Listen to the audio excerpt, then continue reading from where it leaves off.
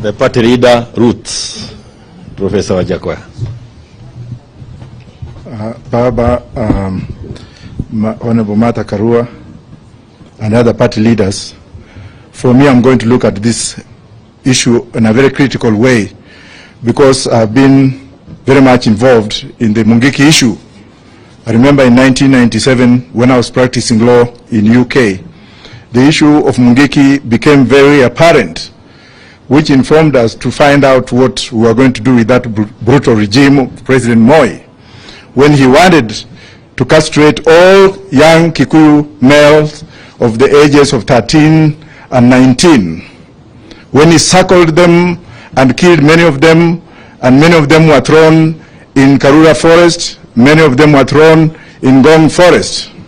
In addition to that, and you'll allow me to speak because I have a very strong history with the Mugiki issue as somebody who led the UN to come into this country. At the same time, Moi was vilifying the young Kikuyu male. He also vilified the Kikuyu women, female, young kids. So I called Koigi Wamwere, who is still alive and who can verify this story. I invited him to come to London with the young Kikuyu males that had come in running away for asylum, and at that particular time, they had been denied asylum. So we had to lobby Kenneth Baker, who was the Prime Minister at that particular time. We had also to lobby Tony Blair and Lord Steele, a great friend of Raila Amolo Odinga. By that time, he was Steele of the Liberal Democrats. We went ahead and also included the Scottish National Party and also other political parties to look into the issue of thematic assassinations and killings of the Kikuyu male, of the Kikuyu young male, and depopulating their women. And this history that we are writing down. As a result of that, we lobbied the United Nations Human Rights Commission, of which they sent our special rapporteur, Professor Philip Sons, who came on a fact-finding mission in this country, and then he found out, what he found out was very appalling. He made his report to the United Nations in New York, and then the United Nations High Commissioner for Refugees in Switzerland came up with guidelines on how to treat asylum seekers from this nation, especially of the Kikuyu origin. And that's why we heard for the first time lots of them being given asylum in the UK. I went ahead and joined the then president of Ghana, Jerry Rawlings, whom we convinced to ship out some of these Mugiki leaders.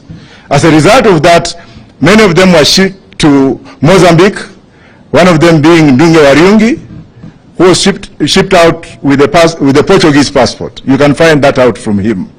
And because of thematic and systematic killings, our lives were put in danger, save for James Orengo and Mheshimiwa Raila Odinga, who is sitting here, who came in London, made many trips in London to console with us, with those particular families that had lost their siblings.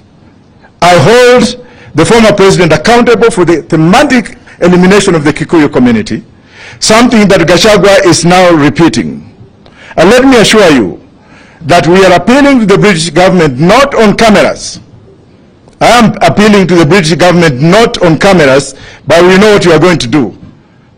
To ban those who are involved from stepping foot in Britain and EU, to ban those who are spearheading these systematic killings of young Kikuyu men and women from setting foot in Britain, in USA.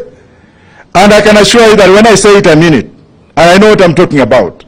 And with Baba being here, and the other lawyers being here, and other leaders being here, I can assure you for free that we, having been outside the country, knowing the history of what the Kikuyus did for this country, of what the Kikuyus have done in the entire world, of what the Kikuyus have done to open up the economic development of this country, of how much money is brought in this country through Kenyans in the diaspora, many of them who originated from Mugiki, many of them who remained outside, many of them who suffered, and thank God they have settled in UK, they have settled in the United States, and they are bringing money in the country to improve the economy of this country. Yet some MFs are now taking advantage of political ramifications to kill them. Gachagua is just a small man. You may have the barrel of the gun. You may have all the powers. You may have all the police, but when the day of reckoning comes, you'll be alone. We have seen other leaders who are here before, who are used to doing that. Biot being one of them. Where is Biot today? Dead and buried 6 feet under the grave. What about people like those ones you know from Mount Kenya? When you take power and power corrupts you, and you start eliminating people, you start cleansing people, you start ethnicization of one community. How do you think Kenyans are feeling about it? How do you think people in Uganda are feeling about it? How do you think the world is looking you at? Kenya was very peaceful until recently when madness came in after stealing the elections. You want us now to come and work with you? Oh, Professor Wajackoya can just be brought. And for those who are being brought, we know them. Time of reckoning will come. We are here to appeal to this government to leave Maina, Njenga alone. Leave Maina, Njenga alone, because you are just making a mole out of a mountain. Maina, Njenga has played his role. Maina, Njenga has paid for his whatever. Why would you just take one man, shoot his wives, kill them, shoot at him, and then now you want to disperse those young men? They're hungry. When you see a lion, don't think it is a lion when you can put your finger in its mouth. Gachagua has just put his mouth, he has just put his finger in the young men who are hungry, making Kikuyus to fight Kikuyus. How do you think other tribes in this country are feeling like? How do you think the Luos are looking at them? What about the Luyas and the Masais? Oh, Kikuyus sasa wameanza kupigana wenyewe kwa wenyewe. Kikuyus are very peaceful people. I have a daughter from that community. I have friends from that community. In the police have been promoted by people from that community. In the last general election, I was financially supported by people from that community. Please give me time. Please. I'm hungry. Give me time, because this is something which is going right inside my soul. We cannot allow this. We shall never allow this. And for you who are here, who are related to members of the Kikuyu community, how do you feel when one man who is using taxes belonging to the Kenyan people, who wants to eliminate the entire society, you kill one Kikuyu, 10 are born every day. Moi tried that. Kill 5, 100 are born. These are like the Jewish people. You cannot eliminate. Muzungus tried and they failed. Thank you very much. I'm sure we will hear from the DAP party leader, Mheshimiwa Waziri wa Marwa.